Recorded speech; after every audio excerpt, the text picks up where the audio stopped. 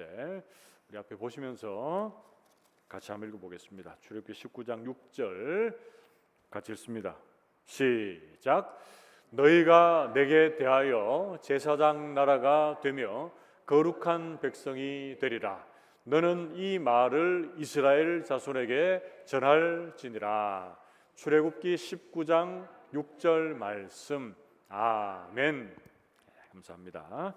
이제 하나님 말씀 함께 봅시다. 오늘 말씀은 출애굽기 19장 1절에서 6절 말씀. 구약 성경 제가 있는 성경으로는 110쪽쯤에 있습니다. 구약 성경 110쪽 출애굽기 19장 1절에서 6절까지 말씀을 한 절씩 교독을 하겠습니다. 제가 먼저 1절 말씀을 읽습니다. 이스라엘 자손이 애굽 땅을 떠난 지 3개월이 되던 날 그들이 시내 광야에 이르니라. 그들이 리비딤을 떠나 시내 광야에 이르러 그 광야에 장막을 치되 이스라엘이 거기 산 앞에 장막을 치니라. 모세가 하나님 앞에 올라가니 여호와께서 산에서 그를 불러 말씀하시되 너는 이같이 야곱의 집에 말하고 이스라엘 자손들에게 말하라. 내가 애굽 사람에게 어떻게 행하였음과 내가 어떻게 독수리 날개로 너희를 업어 내게로 인도하였음을 너희가 보았느니라. 세계가 다 내게 속하였나니 너희가 내 말을 잘 듣고 내 언약을 지키면 너희는 모든 민족 중에서 내 소유가 되겠고 너희가 내게 대하여 제사장 나라가 되며 거룩한 백성이 되리라. 너는 이 말을 이스라엘 자손에게 전할지니라. 아멘. 우리 앞뒤 좌우에 계시는 분들과 이렇게 인사하고 말씀을 받겠습니다. 말씀에 은혜 받읍시다. 인사하겠습니다. 우리가 지난주에 요셉의 유언과 두 기둥의 의미 이렇게 배웠는데 정리하려고 제가 마음 먹고 있었는데 우리 기도 같이 잘 따라 하신 분들은 기도할 때 우리 정영덕 집사님이 정리를 다 해버렸어요. 그리고 정리 안 해도 될 것 같은데 그래도 간단하게 한번 말씀드리면 요셉이 애굽 땅에서 죽으면서 너희가 출애굽할 때 내 이 유고를 메고 올라가라 이렇게 했던 그 의미가 뭐였습니까? 그것은 첫 번째로는 찾아오시는 하나님께서 각자에게 찾아오셔서 만나줄 것이다 이런 의미가 있었고 요셉이 마음속에 담고 있었던 생각이 뭡니까? 하나님은 약속을 반드시 하나님의 때에 이루신다.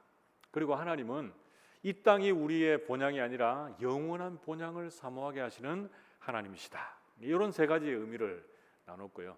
그리고 두 기둥이라고 하면 뭡니까? 구름 기둥과 불 기둥. 오늘날에도 여러분들이 구름 기둥과 불 기둥의 인도함을 받습니다. 뭘로 받습니까? 확실한 하나님의 말씀으로 받습니다. 성경 말씀으로. 근데 그 말씀은 또 구름 기둥과 불 기둥은 뭘 의미합니까? 하나님의 임재와 하나님의 인도와 하나님의 보호입니다. 이 세 가지를 또 기억하시고 오늘 본 말씀으로 한번 들어가 봅시다.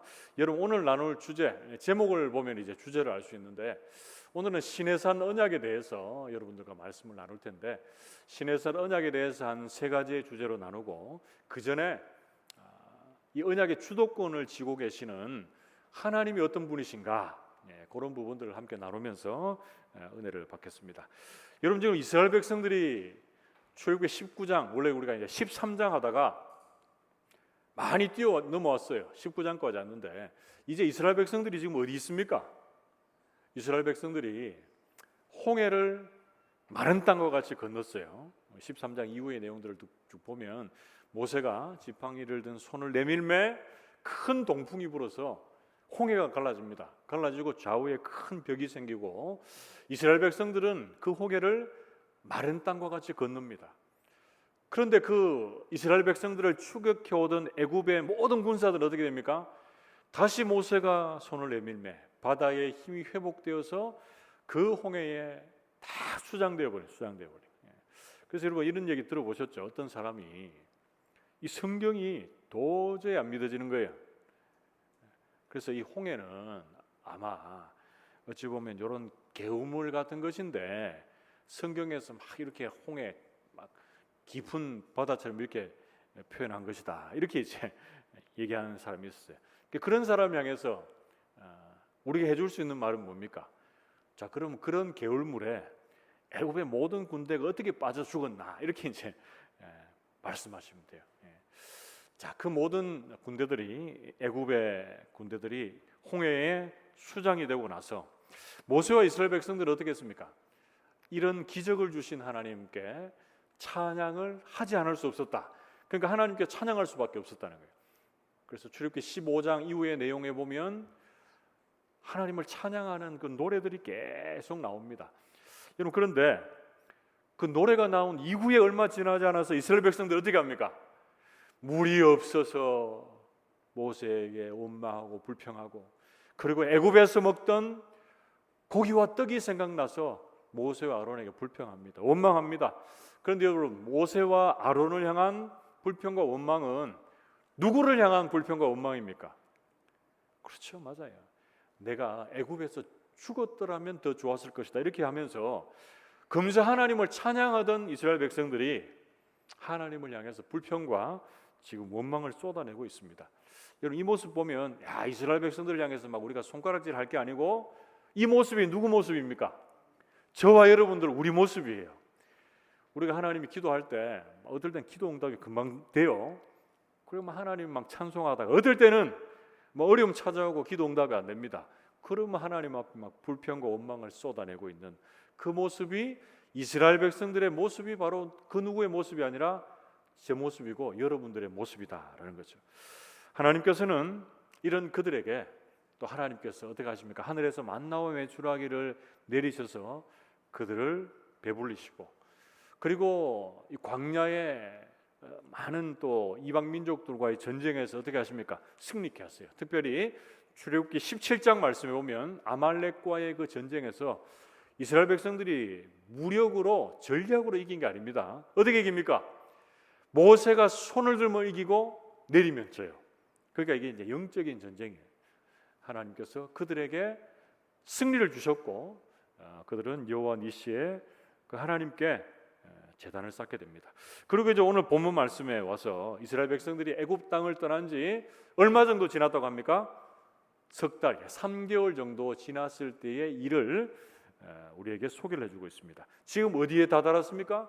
시내산, 시내 광야에서 일을 이렇게 소개합니다. 출애굽기 19장 1절에서 2절 말씀 보면 이스라엘 자손이 애굽 땅을 떠난 지 3개월이 되던 날 그들이 시내 광야에 이르니라.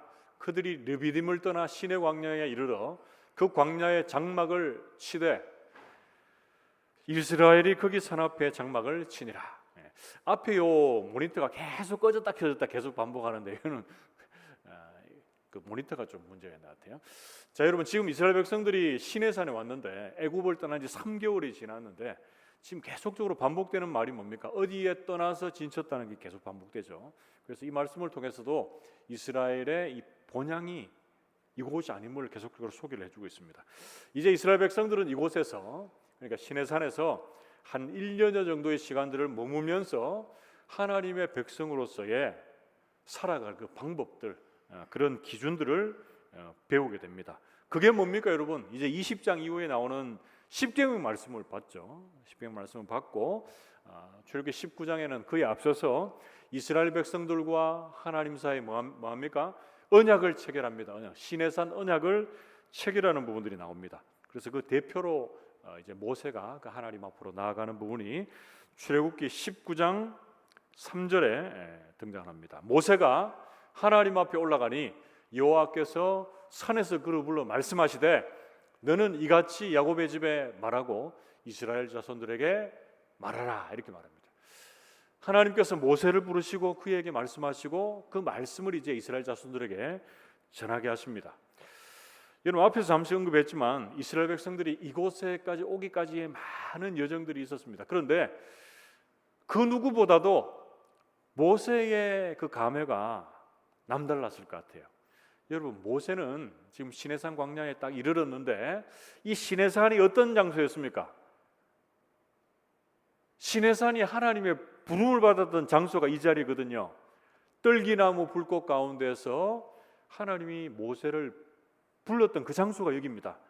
출애굽기 3장 10절에서 12절 말씀에 보면 이제 내가 너를 바로에게 보내어 너에게 내 백성 이스라엘 자손을 애굽에서 인도하여 내게 하리라.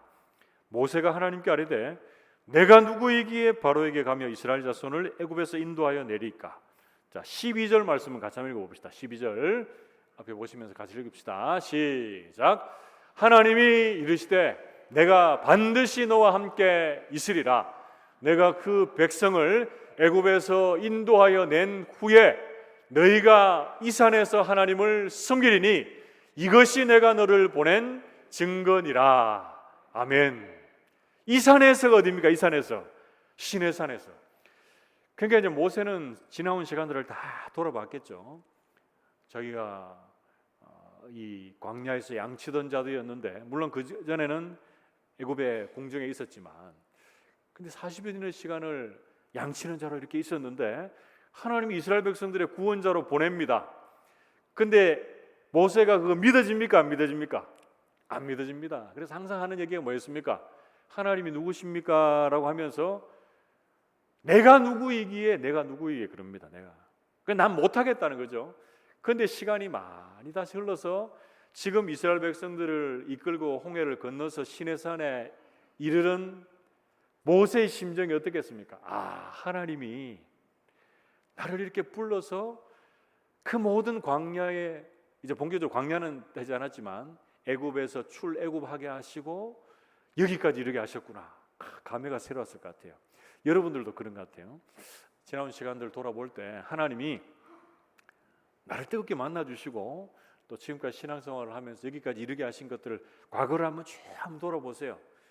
좀 감회가 새롭고 여러분들이 있어서 그 하나님이 새롭게 다가오는 그런 시간이 되실 것이다 라는 생각을 합니다. 그래서 모세는 하나님께서 이 출애굽의 모든 순간순간 가운데서 함께 하시고 하나님이 약속하신 것을 어떻게 하신 것을 알았습니까? 하나님의 때에 친히 이루셨다라고 하는 것을 고백하며 하나님을 더욱더 신뢰하며 감사했을 것입니다.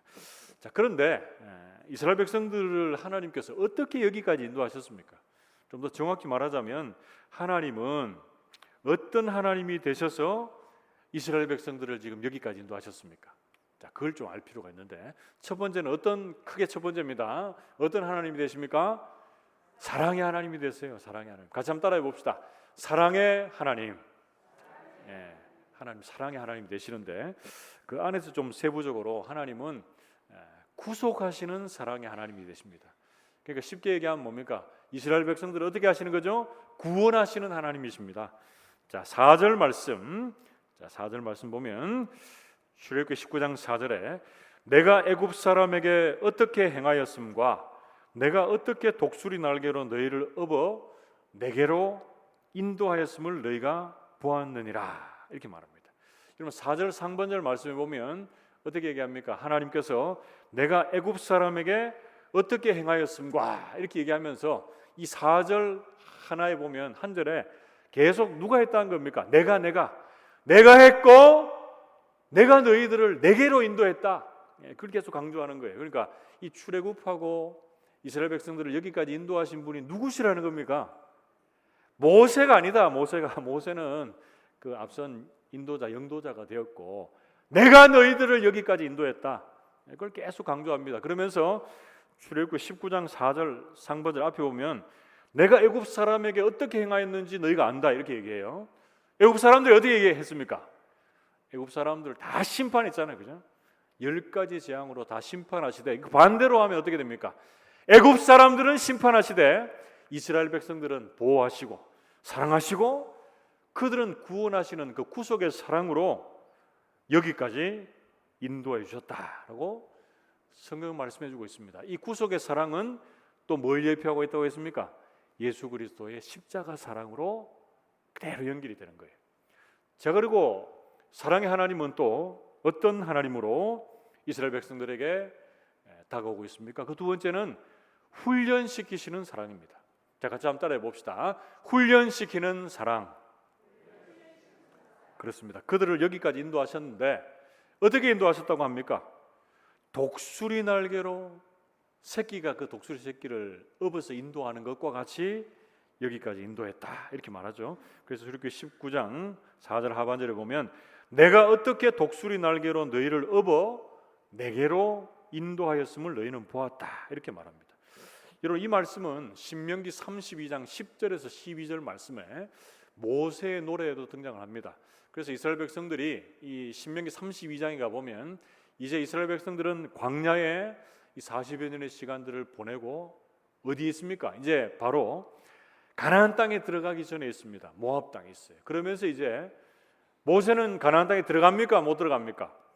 못 들어갑니다. 못 들어가지만 광야의 시간 속에서 하나님께서 어떻게 인도하셨는지를 이렇게 고백을 하고 있습니다. 신명기 32장 10절에서 12절에 여호와께서 그를 황무지에서 짐승이 부르짖는 광야에서 만나시고 호위하시며 보호하시며 자기의 눈동자같이 지키셨도다. 마치 독수리가 자기의 보금자리를 어지럽게 하며 자기의 새끼 위에 너풀거리며 그의 날개를 펴서 새끼를 받으며 그의 날개 위에 그것을 엎는 것 같이 여호와께서 홀로 그를 인도하셨고 그와 함께한 다른 신이 없었도다 이렇게 말합니다. 여러분 이 말씀을 보면 하나님이 우리를 인도하심이 독수리가 그 새끼를 훈련시키고 새끼를 그 날개에 업어 인도한 것과 같다 이렇게 말합니다. 그래서 여기서는 우리가 이제 동물 학자는 안 돼야 되겠지만 독수리가 이 새끼를 훈련시키는 그런 좀 방식을 알 필요가 있어요. 여러분 동물의 왕국이나 그런 거 보면 실제로 그런 걸 여러분 종종 볼 텐데 이 새끼가 어느 정도 크면은 나는 훈련을 시키는데 어떻게 어미가 시킵니까? 예, 그 높다란 그 새집일 수도 있고 아니면 물고 올라갈 수도 있고 떨어뜨린다, 떨어뜨린 거예요. 예. 높은 곳에서 그냥 떨어뜨려요. 그러면 새끼가 어떻게 됩니까? 날개짓을 파닥파닥 하다가 제대로 못 날고 땅으로 떨어진다니까요. 그 떨어지면 어떻게 됩니까? 땅에 떨어지기 전에 날개로 이제 쑥 떨어지면 이제 확 업어서 그죠? 올라가는 거예요. 예. 여러분 이런 장면 보셨습니까? 우리는 막 그런 이런 거 뭐 히어로 영화 같은 데 봐도 잘 보이잖아요. 높은 곳에 떨어지는데 막 슈퍼맨이나 뭐 스파이더맨 와가지고 확 그냥 구해가지고 올라가는 그거하고 똑같아요. 예. 그래서 하나님이 독수리 날개를 업어서 그 새끼를 업어서 다시 올라가는 것처럼 우리를 그렇게 훈련시킨다는 거예요. 그런데 이 훈련에는 뭐가 필요합니까? 인내가 필요해요. 연단이 필요하고 희생이 필요하다는 거예요. 그러면서 자라가고 이 새끼가 나는 법도 배우고 먹이를 잡는 법도 배우고 살아가는 그 방법도 배우게 된다는 거예요. 하나님이 이스라엘 백성들을 대하는 방식도 그렇습니다. 여러분들이 여러분들의 자녀들을 대하는 방식도 똑같아요. 제가 자주 예화를 들지만 아이들이 먹고 싶은 거 다 먹고 하고 싶은 거 다 하고 그냥 냅두는 게 그 부모로서 제대로 아이들을 사랑하고 양육하는 게 아니잖아, 그죠? 때로는 절제시키고 훈련시키고 하면 안 되는 것 안 하게 하고 그래야 하는 게 바로 부모입니다. 왜 그렇습니까? 그 아이들을 사랑하기 때문에. 하나님이 이스라엘 백성들을 광야에 이르러서 이렇게 훈련시키는 것 똑같습니다. 그들을 사랑하고 또 그들을 그 훈련의 과정들을 통해서 자라게 하시는 데에 그 목적이 있다는 거예요. 그래서 그 훈련과 연단의 시간들을 지나면서 하나님의 백성답게 자라게 된다는 것 여러분 기억하십시오. 우리 인생도 똑같습니다. 우리의 자녀들을 향한 우리의 마음도 똑같고 그들의 인생 또한 그렇습니다. 자, 이제 크게 본격적으로 두 번째 시내산 언약의 의미를 몇 가지로 이제 살펴볼 시간인데요. 여러분 시내산 언약의 의미는 여러분들이 알기 쉬운 말로 표현하면 이스라엘 백성들이 누구인가, 이스라엘 백성들의 정체성이 뭔가 이것을 우리에게 소개를 해주고 있습니다. 여러분 19장 5절 6절 말씀을 보면 그 내용들이 나오는데 읽기 전에 좀 나눌 내용들이 있습니다. 여러분 지금 성경을 쭉 읽어보면 여러분들이 내가 지금 읽고 있는 성경이 어디까지 와 있는가 이걸 알 필요가 있어요. 지금 어디까지 와 있습니까? 이스라엘 백성들이 애굽에서 종으로 노예로 살다가 어떻게 됐습니까? 출애굽에서 홍해를 건너고 이제 시내산에 와 있는데 뭘 받기 전입니까? 그죠? 십계명, 이 율법의 말씀을 받기 전 단계에 와 있습니다. 여러분, 요 단계를 우리의 삶하고 딱 연결해 보면 죄와 허물로 죽었던 우리를 예수 그리스도의 십자가의 보혈로 구원해 주시고, 그래서 우리가 이제 하나님의 백성이 되게 하셨어요. 하나님의 의, 예수 그리스도의 완전한 의가 우리에게 덧입혀져서 우리가 이제 구원받은 백성으로 서 있습니다. 그런데 지금은 뭐가 주어지기 전입니까? 말씀이 주어지기 전입니다. 그렇기 때문에 여기서 우리가 한 가지 짚고 넘어가야 되는 게 뭐냐면, 말씀을 지켜서 의로워지는 게 아니에요. 분명히 알아야 됩니다. 갈라디아서 말씀에도 나오지만 율법의 말씀을 지킴으로 의로워질 영혼들은 한 사람도 없습니다. 왜냐? 율법의 말씀을 100% 지킬 사람이 없거든요. 그러면서 우리는 그 율법을 통해서 예수 그리스도를 바라보게 되고 예수 그리스도께로 인도하는 거예요. 그래서 이 율법은 우리를 그리스도께로 인도하는 몽학 선생, 초등 선생이 된다라고 성경 말씀하잖아요. 그래서 우리가 의롭게 된 것은 뭡니까? 오직 하나님의 그 완전한 의가 우리에게, 예수 그리스도의 완전한 의가 우리에게 그냥 은혜로 덧입혀졌기 때문에 그는 의로워지고 하나님의 백성이 된 거예요. 그제 이제 그렇게 된 백성들이 이제 말씀 앞에 서 있다라는 것 여러분 아시고 오늘 이제 본 말씀 한번 주목해 보시면 좋겠습니다. 자, 출애굽기 19장 5절에서 6절 말씀에 보면 그 말씀 앞에 선 이스라엘 백성들에게 우리 주님 이렇게 또 약속해 주십니다. 5절 6절 말씀에 세계가 다 내게 속하였나니 너희가 내 말을 잘 듣고 내 언약을 지키면 너희는 모든 민족 중에서 내 소유가 되겠고 너희가 내게 대하여 제사장 나라가 되며 거룩한 백성이 되리라. 너는 이 말을 이스라엘 자손에게 전할지니라. 이렇게 말합니다. 그래서 5절 6절 말씀 읽어보면 여러분 어떤 생각이 듭니까? 하나님이 이스라엘 백성들에게 요렇게 하면, 좀 더 정확하게 말하면 뭡니까? 내 말을 잘 듣고 언약을 지키면 너희들에게 이렇게 되게 해주겠다. 어떻게 보면 이제 조건부로 이렇게 얘기하시는 것 같은데, 여러분 이 말씀을 계속 읽어보고 묵상해 보면 어떻습니까? 이게 조건부의 말씀이 아니고 정확하게 말하면 은혜 받은 이스라엘 백성들에게 너희와 하나님 아버지와의 관계가 이렇다. 그렇기 때문에 너희들이 구원받은 하나님의 백성, 너희들이 아무것도 한 것이 없이 의롭다함을 얻은 하나님의 백성이면 이 하나님의 말씀에 어떻게 하는 거예요? 자발적으로 순종하고 감사하는 것이 당연하다. 이렇게 얘기하는 거예요. 그러니까 지금 우리가 세 가지로 나눌 이스라엘 백성들의 정체성은 내가 뭘 해서 받는 게 아닙니다. 하나님이 그저 주시는 거예요. 하나님의 은혜를 주셔서. 그리고 주시면 이것을 우리가 받고 이 말씀에 합당한 자, 이 자격에 합당한 자로 이 세상을 살아내는 거예요. 그게 중요한 겁니다. 자, 이제 세 가지를 한번 봅시다. 이스라엘 백성들에게 주어진 정체성, 이 시내산 언약에서 하나님과 이스라엘 백성들과의 관계 어떻게 정립을 하고 있습니까? 세 가지로 얘기하고 있는데 그 첫 번째는 뭡니까? 이스라엘 백성들이 하나님이 볼 때 어떻게 됩니까? 하나님의 소유다. 같이 한번 따라해 봅시다. 하나님의 소유. 그렇습니다. 5절 말씀에 보면 세계가 다 내게 속하였나니 너희가 내 말을 잘 듣고 내 언약을 지키면 너희는 모든 민족 중에서 뭐가 된다고요? 내 소유가 되겠다. 내 소유는 다르게 얘기하면 뭡니까? 하나님의 소유. 하나님의 소유는 타번역본을 보면 하나님의 보물, 내 보물이 되겠다 이렇게 얘기하는 거예요. 그래서 소유는 그냥 막 하찮은 소유가 아니고 가장 가치 있고 값진 소유물, 보물이 되겠다. 보물. 부모가 자식들을 금주옥엽같이 참 사랑하고 그들을 정말 보물과 같이 여기고 있듯이 하나님 우리를 향해서 그렇다는 거예요. 이사야서 43장 4절 말씀을 보면 네가 내 눈에 보배롭고 존귀하며 내가 너를 사랑하였은즉 내가 내 대신 사람들을 내어주며 백성들이 네 생명을 대신하리니 하나님 우리를 너무나 보배롭고 존귀하게 여기고 사랑하기 때문에 이 대신에 사람들을 내어줬다. 그러니까 하나님은 우리를 너무나 보배롭고 여기고 사랑하고 우리를 돌보시고 계시는 것을 성경은 말하고 있습니다. 이스라엘 백성들이 애굽에서 종되었고 노예되었잖아요, 그죠? 근데 그때는 그들이 이 하나님의 이 보배로운 존재라는 것을 몰랐습니다.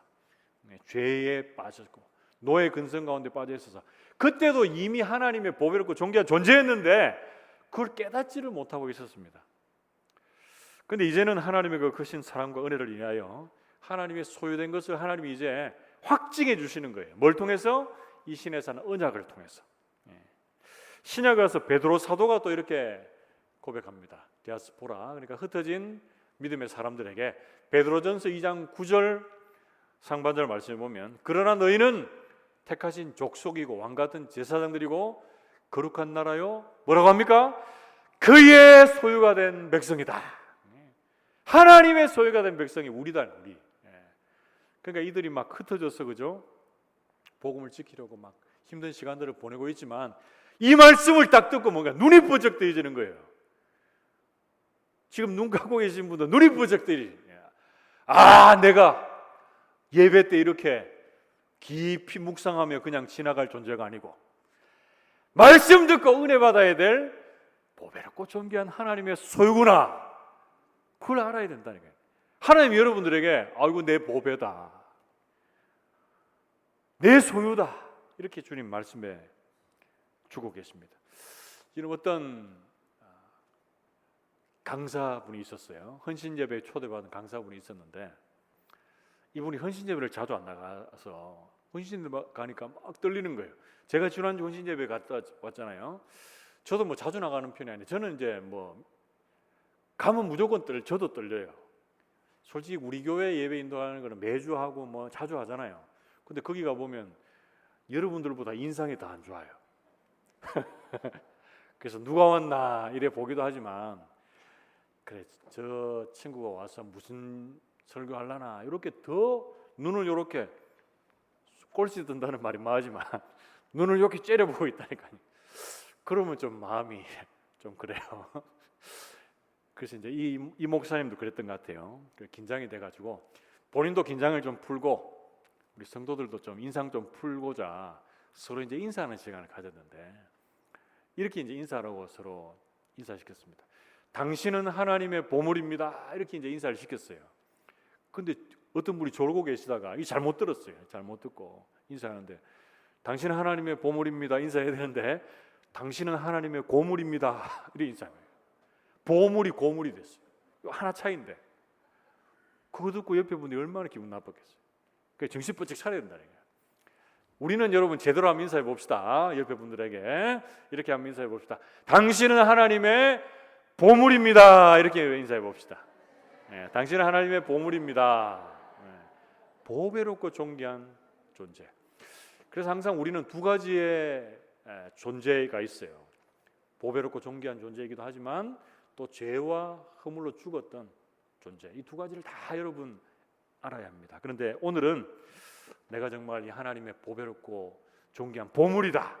이런 정체성 인식을 가지시고 여러분들이 이 세상을 좀 당당하게 자존감을 가지고 이게 자만심은 안 좋은데 자존감은 좋아요. 그것도 낸대하는 자존감 말고 내가 하나님의 자녀인데 하나님의 보물인데 이런 자존감은 좋다는 거예요.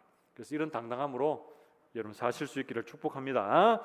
그리고 두 번째, 하나님이 신의 산 언약을 통해서 이스라엘 백성들에게 정체성을 부여주시는데 두 번째는 뭡니까? 제사장 나라다. 이런 정체성을 부여주십니다. 같이 한번 따라해 봅시다. 제사장 나라. 그렇습니다. 여러분 6절 말씀 보면 너희가 내게 대하여 제사장 나라가 되며 이렇게 말하고 있어요. 그럼 제사장 나라라고 하면 우리 모두가 제사장이다. 그래서 우리는 이제 만인 제사장 이런 말도 하는데 제사장이 뭐 하는 사람입니까? 제사장은 하나님과 이스라엘 백성 사이에서 우리의 유일한 중보자는 예수 그리스도밖에 없지만 구약 시대에는 제사장이 그런 역할을 했습니다. 이스라엘 백성들의 죄를 가지고 올라가서 대신 그죠? 제사 지내고 속함, 용서함을 받고 하는 그런 예배를 집례하는 그런 중보자 역할을 했고, 두 번째는 뭡니까? 하나님 앞에 받은 그 말씀, 물론 선지자도 그 역할을 했겠지만 참된 진리의 말씀을 가르치는 그런 역할들, 크게 두 가지 역할들을 했습니다.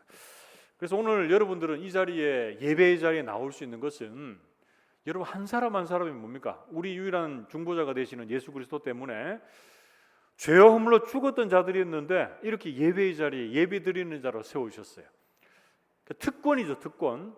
그런데 지난 한 주간 여러분들이 얼마나 교회에서나 여러분들의 삶의 현장에서 예배자로 섰는지를 한번 돌아보세요. 저를 포함해서 참 부족한 모습들이 많은데, 여러분 복된 주일, 나는 하나님의 예배자다, 신실한 예배자다라는 기억하시고, 이 하루뿐 아니라 한 주간의 삶이 여러분들이 하나님 앞에 한 분 한 분의 신실한 예배자로 세워질 수 있게 되기를 주님의 이름으로 축복합니다. 우리의 유일한 예배의 대상 주님이십니다. 자, 그리고 하나님의 앞에서 우리가 제사장 나라다라고 할 때 말씀을 가르치는 그 역할을 하는 사람들로 서 있습니다. 그래서 구약에는 이 이스라엘 백성들을 하나님께서 먼저 제사장 나라 삼으셔서 이 말씀을 증거하는 자리에 서게 하셨습니다. 그래서 창세기 22장 18절 말씀에 보면 또 내 씨로 말미암아 천하 만민이 복을 받으리니 이는 내가 나의 말을 준행하였음이니라, 이렇게 말하죠. 그래서 아브라함, 이 말은 아브라함의 후손 다윗의 후손으로 오시는 예수 그리스도를 통해서 그를 믿는 모든 자가 어떻게 됩니까? 복을 얻는 거예요. 그래서 이 복은 복 중의 복인 구원의 복이에요. 말씀을 믿고 따라감으로 말미암아 예수 믿고 구원 얻는 복입니다. 그런데 이 복을 신약 시대에 와서는 예수님께서 제자들을 택하셔서 어떻게 말씀합니까? 너희들은 천하 만민에게 복음을 전파하라, 이렇게 말씀하거든요. 오늘날 그 제자로서의 사명이 이제 누구에게까지 왔습니까? 우리에게까지 왔습니다. 우리는 원래 이방인들이었는데 하나님의 백성이 되었고, 이제는 우리가 그 주님의 말씀을 받을 때가 됐습니다. 그렇다면 우리는 어떻게 됩니까? 이 복음을 들고 천하 만민에게 복음을 증거하는 자리로 나가야 되는 거예요. 그 복음의 유통자, 그 복음의 선포자들이 되어야 되는 거예요. 그걸 위해서 우리가 뭡니까? 작정도 하고, 또 작정한 자들을 위해서 기도하고 만나고 복음 전하고, 또 하나님의 백성으로 우리가 삼는 거예요. 우리 힘으로는 안 되지만 우리가 할 수 있는 최선이 뭡니까? 우리가 이미 믿고 따르고 있는 이 복음을 증거하고 선포하고 소개하는 것. 그것을 여러분들이, 또 제가 감당할 수 있는 그런 복된 하반기의 일정들이 되기를 주님의 이름으로 축복합니다. 마지막 세 번째, 이스라엘 백성들에게 시내산 언약을 통해서 부여된 정체성. 그들이 어떤 사람으로 일컬음 받습니까? 세 번째는 거룩한 백성입니다. 같이 한번 따라해 봅시다. 거룩한 백성. 그렇죠. 우리 6절 말씀에 너희가 내게 대하여 제사장 나라가 되며 뭐가 된다고 합니까? 거룩한 백성이 되리라. 너는 이 말을 이스라엘 자손에게 전할지니라, 이렇게 말합니다. 그래서 이스라엘 백성뿐 아니라 우리 모두는 뭡니까? 하나님의 거룩한 백성입니다. 여기서 거룩하다라고 하는 표현은 제가 몇 번 말씀드린 적이 있는 것 같은데, 구분되었다는 겁니다. 구별되었다는 거예요. 따로 떼어놨다는 겁니다. 따로 떼어놨다. 따로 떼어놨다. 우리를 따로 떼어놨다. 막 죄악이 막 우글우글거리는 그곳에, 세상의 기준과 세상의 그 모든 유혹들이 판을 치고 있는 많은 그 자리에서 우리가 그 자리에 함께 머물고 있지만, 우리가 하나님 어떻게 합니까? 우리를 따로 떼어놓는 구별된 자리로 서 있는 거예요. 그렇다고 완전히 이분법적으로 분리되는 것이 아니라 그 자리에 있지만 하나님 우리를 거룩한 영향력을 미치는 하나님의 사람으로 구별되었다는 거예요. 그래서 우리는 이 땅에 두 발을 딛고 살지만 우리의 시민권은 어디에 있다고 합니까? 빌립보서 3장에 보면 하늘에 있다. 그래서 여러분들의 시민권은 하늘 시민권입니다. 하늘 시민권. 그 누구도 가지고 싶다고 가질 수 없는 하늘 시민권을 가지고 있다는 거예요. 패스포트 여권이 있는데 이 여권은 어느 나라 갈 때 없으면 안 돼요. 그런데 하늘나라 시민권은 어디 뭐 구청이나 어디 간다고 발급되는 게 아니고 하나님의 은혜로 우리에게 거저 주시는 게 바로 하나님의 시민권입니다. 시민권. 그래서 하나님이 우리에게 시민권을 주시고 하나님 앞에 거룩하게 구별된 자로 이 땅을 살게 하셨습니다. 우리의 힘이 아닌 하나님의 힘과 능력으로. 그래서 이스라엘 백성들도 보면 이렇게 시내산 언약으로 부른 이후에 출애굽기 19장 이후의 말씀에 보면 그들을 거룩하게 세워가는 그 말씀이 나오는데, 출애굽기 19장 10절 11절 말씀 보면 여호와께서 모세에게 이르시되 너는 백성에게로 가서 오늘과 내일 그들을 어떻게 하라고 합니까? 성결하게 하며 그들에게 옷을 빨게 하라. 준비하게 하여 셋째 날을 기다리게 하라. 이는 셋째 날에 나 여호와가 온 백성의 목전에서 시내산에 강림할 것이다. 이렇게 말씀하죠. 그래서 실제로 그들이 어떻게 합니까? 출애굽기 19장 14절 말씀에 보면 그들이 실제로 모세가 산에서 내려와 백성에게 이르러 백성을 성결하게 하니 그들이 자기 옷을 빨더라. 이렇게 말합니다. 자기 옷을 빨았다는 것은 단순히 외적인 성결을 의미하는 것이 아니라 그들의 삶을, 그들의 마음을 하나님 앞에 성결케 했다라는 것을 의미하고 있습니다. 여러분, 신약에 와서 사도 바울 또한 자신의 사도권을 부인하고 여러 가지로 문제 많던 고린도 교회를 향해서 이렇게 외치면서 권면합니다. 고린도후서 7장 1절 우리 같이 한번 읽어봅시다. 고린도후서 7장 1절 같이 읽습니다. 시작. 그런즉 사랑하는 자들아, 이 약속을 가진 우리는 하나님을 두려워하는 가운데서 거룩함을 온전히 이루어 육과 영의 온갖 더러운 것에서 자신을 깨끗하게 하자. 아멘. 어떻게 보면 참 자기 사도권도 부인하고 여러 가지 문제가 많던 자들을 좀 멀리하고 싶은데 그렇게 안 하고 이제 어떻게 합니까?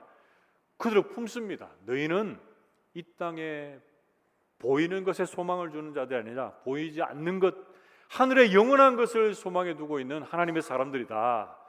너희들 너무 그렇게 마음을 좁히지 말고 마음을 넓히고 너희들이 지금이 은혜 받을 만한 때다.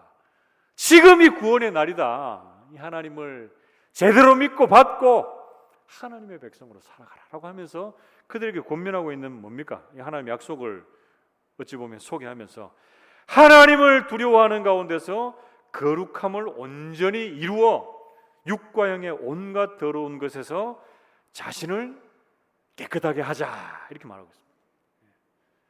오늘날 이 말씀이 이제 고린도 교회만 적용이 되는 게 아니고 오늘날의 교회에도 다 적용이 됩니다. 오늘날 교회들, 믿음의 사람들이 세상 사람들을 우리 볼 때 도덕적인 기준도 높고 어떤 기준이나 가치가 다 높아요. 그런데 어떻습니까? 우리 믿음의 사람들이 세상 사람들의 기준보다 낮을 때가 있다니까요. 이거 참 안타까운데, 특히 그 중에서 이런 말씀드리기가 부끄럽지만 목회자들이 그럴 때가 많아요. 제가 제일 먼저 회개하고, 여러분들도 이렇게 볼 때 여러분들이 우리가 세상 사람들은 우리를 막 기준을 이만큼 높게 보는데 우리가 사는 삶을 한번 돌아보면 세상 사람들이 손가락질 할 정도로 그런 많은 기준들이 낮아져 있고 또 세속적인 부분들에 빠져 있는 모습들을 볼 때 다시금 이 말씀이 우리에게 도전이 되어야 됩니다. 하나님을 두려워하는 가운데서 거룩함을 이루어 육과 영의 온갖 더러운 것에서 너희를 깨끗하게 해라. 말씀으로 너희 영혼을 육을 새롭게 해라. 이렇게 바울이 권면합니다. 그래서 우리 앞에 나누던 말씀이지만 베드로전서 2장 9절에 보면 사도 베드로가 이렇게 권면합니다. 그러나 너희는 택하신 족속이요 왕같은 제사장들이요 거룩한 나라요 그의 소유가 된 백성이니, 그 뒤에 내용들이 중요합니다. 어떻게 합니까? 이는 너희를 어두운 데서 불러내어 그의 기이한 빛에 들어가게 하신 이의 아름다운 덕을 선포하게 하려 하심이라, 이렇게 말씀합니다. 여러분, 그래서 교회는 불러냈다는 거예요. 불러냈다. 이 세상이 어둠 가운데 있고 암흑 가운데 있는데 우리를 불러내어서 하나님의 사람으로 하나님의 빛 가운데로 이끌었다는 거예요. 그래서 우리는 유일한 소망 되시는 그 주님을 따라가는 백성들로서 어떻게 됩니까? 그 아름다운 덕을, 다르게 얘기하면 아름다운 복음을 이 세상에 선포하는 하나님의 사람으로 이 세상에 서 있다라는 것 여러분 기억하시고, 이 아름다운 덕을 여러분들의 삶으로, 입술로, 여러분들의 범사의 모든 것들로 증거하고 선포하는 그런 복된 삶 살아내기를 주님의 이름으로 축복합니다. 말씀을 맺겠습니다. 여러분, 오늘 본 말씀에서 깨닫게 되는 하나님이 어떤 분이시고 또 신의 언약의 의미를 통해서 이스라엘 백성들은 어떤 사람입니까? 항상 우리가 알아야 되는 큰 두 가지가, 우리를 이끌어가고 계시는 하나님이 어떤 분이시고 내가 그 하나님 앞에 어떤 존재인가 아는 게 중요하거든요. 자, 하나님 어떤 하나님으로 다가오고 계십니까? 사랑의 하나님, 우리를 구속하시는, 구원하시는 하나님이시고, 우리를 훈련하시는 하나님, 우리를 연단하시는 하나님이 바로 우리 하나님이 되십니다. 그리고 그게 두 번째로, 그 하나님 앞에서 우리는 어떤 존재인가, 특별히 신의 산 언약을 통해서 이스라엘 백성들 그리고 우리의 정체성이 어떻게 드러납니까? 하나님의 소유고 하나님의 보물이고 하나님을 예배하는 제사장 나라, 하나님의 말씀을 선포하는 제사장 나라, 그리고 이 세상과 구별된 거룩한 백성으로 우리를 세워주셨습니다. 우리 모든 성도들이 믿음의 길을 걸어갈 때에 하나님이 어떤 분이신가를 알 뿐 아니라 그 하나님 앞에 내가 어떤 존재인지를 제대로 깨닫고 마음에 담아 이 믿음의 길을 끝까지 잘 경주해 나갈 수 있는 복된 하나님의 사람들 다 되시기를 주님의 이름으로 축복합니다. 함께 기도합시다.